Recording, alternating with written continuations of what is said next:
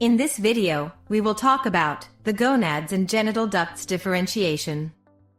A transverse section is a cross-sectional part that is achieved by cutting the body or any part of the body structure in real or with help of imaging techniques in a horizontal plane.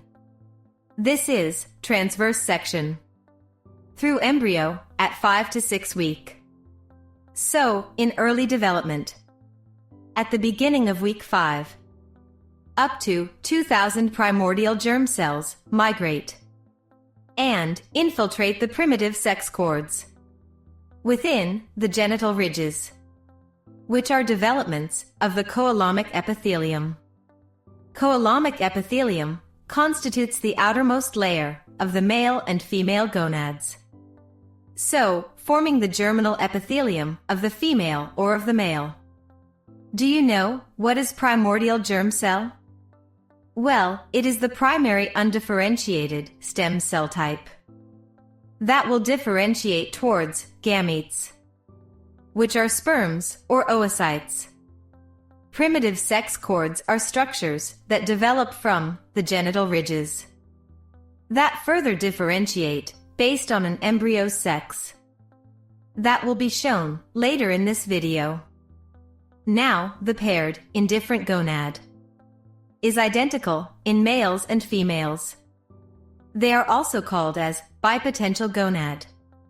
It means a bipotential gonad is a type of early reproductive organ found in embryos that has the potential to develop into either testes or ovaries. But, doctor, how can we say that? Early reproductive organ, found in embryos, has the potential to develop into either testes or ovaries. Well, Mrs. Michael, this is due to presence of Paramesonephric duct or Müllerian, as well as Mesonephric duct or Wolffian at this stage. Now, if this side is for female, then it should show the development of ovary. In the early ovary, the primitive sex cords break down. You can see this primitive sex cords break down in embryo at 5 to 6 weeks. Primitive sex cords break down, but the surface epithelium proliferates and gives rise to the cortical cords, or also called secondary cords. But, doctor, why they are called cortical cords or secondary cords? Well, Mrs. Michael, you can see secondary cords are structures in the female that develop from primitive sex cords in the embryo. That's why they are called as secondary cords. And they are also called as cortical cords, because cortical is relating to the outer layer, and they are in outer layer, so also called as cortical cords. Oh, that's a great link, doctor. Now, moving back to development of ovary. These cortical cords split into clusters, now called oogonia. Now oogonia proliferate, then enter meiosis as primary oocytes. Now, these primary oocytes are surrounded by follicle cells. Doctor, I have heard about the follicle cells. But what's the function of these follicle cells? The follicle plays a major role in the dual function of the ovary, oocyte maturation, and other function of follicle cells are oocyte release. So, initially, both sexes have 2 pairs of genital ducts, Mesonephric or Wolffian, and Paramesonephric or Müllerian. In females, the Mesonephric ducts regress under the action of estrogens produced by the maternal system, placenta, and fetal ovaries. But the Paramesonephric ducts remain and become the uterine tubes and uterus.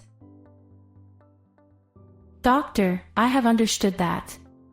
One of the duct is removed. But please name it again, so that I can recognize it. Yes, sure, Mrs. Michael. I will help you to recognize it. Initially, both sexes have 2 pairs of genital ducts, mesonephric or Wolffian, and paramesonephric or Müllerian. In females, the mesonephric ducts regress under the action of estrogens produced by the maternal system, placenta, and fetal ovaries. But the paramesonephric ducts remain and become the uterine tubes and uterus. But, doctor, I cannot still remember which duct remain and which duct regresses in ovary while female development. Well, Mrs. Michael, this is mature female reproductive system. It looks like M4 Müllerian duct that remain. Now, you tell me, Mrs. Michael, what's the other name of Müllerian duct? Yes, doctor, I do remember it. Other name of Müllerian duct is Paramesonephric duct. Doctor, I have also heard that the color of a pregnant woman's urine can indicate the sex of the baby. Is this also a myth? Yes, Mrs. Michael. It's also a myth. The reality is that the color of a pregnant woman's urine can be influenced by a variety of factors, but it is not a reliable indicator of the sex of the baby. Now, moving back to the video. This side is for male, so it should show the development of testis. The sex-determining region Y gene, carried only on the Y chromosome, is expressed in week 7 in the cells of the primitive sex cords. Its product is a zinc finger transcription factor that binds to DNA in primitive sex cord cells, leading to a masculine gene expression pattern.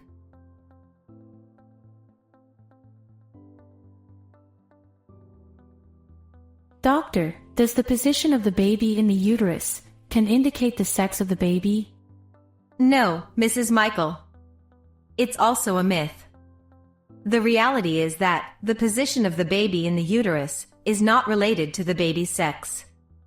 The sex-determining region Y gene, carried only on the Y chromosome, is expressed in week 7 in the cells of the primitive sex cords. These sex-determining region Y gene leads to masculine gene expression pattern. Primitive sex cords proliferate into the Rete cords and further into testis cords. Now, let's talk about the genital ducts. This is Mesonephric duct or Wolffian, and this is Paramesonephric duct or Müllerian. In males, the Sertoli cells produce Müllerian inhibiting substance, which causes the paramesonephric ducts to degenerate. In male embryo, testosterone release from Leydig cells.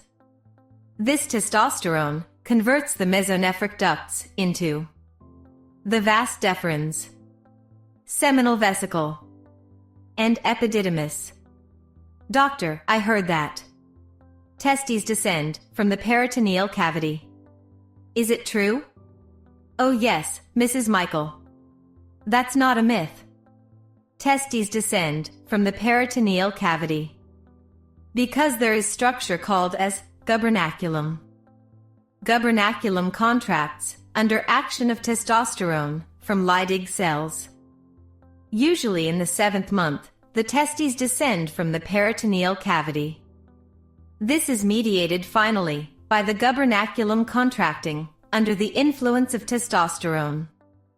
But descent may not be completed until birth.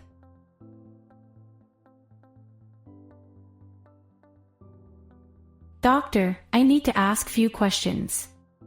Yes, sure, Mrs. Michael. Doctor, which genital duct develops in male? And which one regresses? Can you repeat that, please? Mrs. Michael. In the development of male, this is mesonephric duct and this is paramesonephric duct. Mesonephric duct develops in males, but paramesonephric duct regresses. Doctor, I need to ask one more question. Yes, sure, Mrs. Michael. Repeat the function of Leydig cells and Sertoli cells. Mrs. Michael. 2 cells have been named in this video in development of male. Leydig cells and Sertoli cells. Remember that. Leydig cells are involved in production of testosterone that develop mesonephric ducts. But other function of testosterone is that it contracts gubernaculum that descends down the testis. Sertoli cells produce Mullerian inhibiting substance that regress Paramesonephric ducts. You can remember it as S for Sertoli cells and S for serial killer. So, doctor, now I can easily memorize that. In female, Paramesonephric duct or Mullerian develops. But in males, Mesonephric duct or Wolffian develops.